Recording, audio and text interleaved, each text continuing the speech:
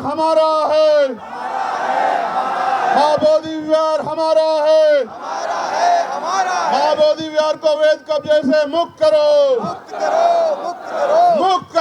मुक्त करो। कि सरकार चेत जाए, सरकार समझ जाए, अब हम अपने धरोहर को बिल्कुल किसी भी कीमत पे अपने से दूर नहीं रहने देंगे। तो आप उम्मीद मत करना कि आप पे इनविटेशन आएगा, निमंत्रण आएगा, आप जाना और जाके आंदोलन को मजबूत करना। और हम कोशिश करेंगे कि अपनी शक्ति से, अपने इस आंदोलन की शक्ति से इस सरकार को झुकाने का काम करें। ये कहा गया है कि जिनका राज नहीं होता उनका धम भी नहीं होता है। आज अगर जिनके ऊपर जिम्मेदारी है धम के कार्य को आगे बढ़ाने की, अगर उन्हें आंदोलन में उतरना पड़ा है तो आप महसूस करके देखिए कि लड़ाई कहाँ खड़ी है। अगर लड़ाई मजबूती की तरफ नहीं खड़ी होती तो हमारे भंते जिनके ऊपर धम के प्रचार की जिम्मेदारी है, समाज का नेतृत्व करके समाज को सही रास्ते पर ले जाने की जिम्मेदारी है, आज उनको आंदोलन में नहीं आना पड़ता। आज देश भर से कहीं से थोड़े लोग, कहीं से ज्यादा लोग, लेकिन पूरे देश से लोग यहाँ पहुंचे हैं। और जब ये विषय मेरे सामने आया था तो पार्लियामेंट में मैंने पूरी जोर शोर से ये मसला उठाया था कि बीटी एक्ट खत्म करके बौद्धों को उनकी धरोहर सौंपनी होगी। आज नहीं तो कल बौद्ध समाज जाग जाएगा, और जिस दिन जाग जाएगा, फैसला ले लेगा, वो दिन दूर नहीं है कि कोई हमसे हमारी धरोहर को छीन लेगा। आप महसूस करके देखो, दुनिया में सभी धर्मों के कई कई धार्मिक स्थान है, लेकिन बोध गया कोई दूसरी जगह नहीं हो सकती है। आपके अन्य धार्मिक स्थान कई कई हैं जिनकी पुष्टियां भी नहीं है, लेकिन बोध गया एक ही जगह है, और वो कहाँ है? बिहार में, गया में, जहाँ भगवान बुद्ध को ज्ञान प्राप्त हुआ। मैं आपको कहना चाहता हूँ बड़ी जिम्मेदारी से, कल भी पार्लियामेंट में मैंने ये मांग उठाई थी कि सरकार चेत जाए, सरकार समझ जाए, अब हम अपने धरोहर को बिल्कुल किसी भी कीमत पे अपने से दूर नहीं रहने देंगे।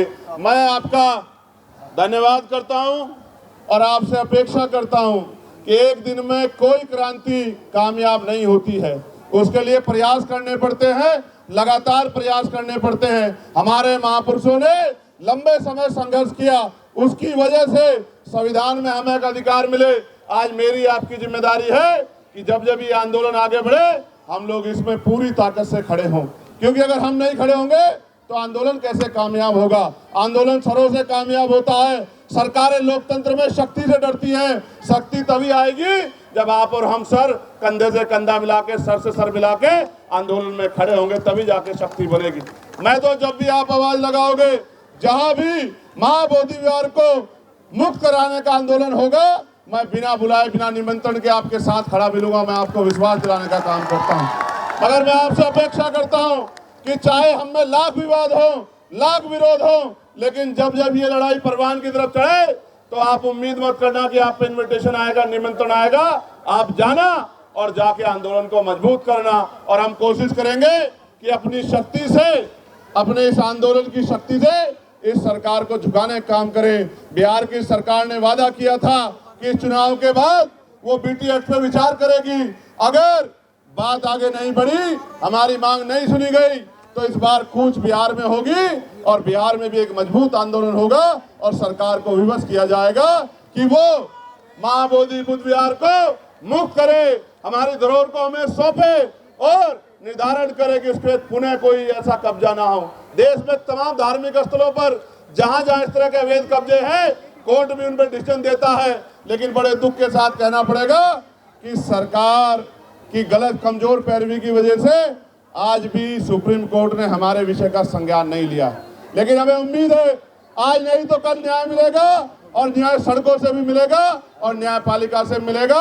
आप डटे रहिए, एकजुट रहिए, मजबूत रहिए और हाथ से हाथ मिलाकर के ऐसे मुट्ठी बंद कीजिए। सब लोग मुट्ठी बंद कीजिए।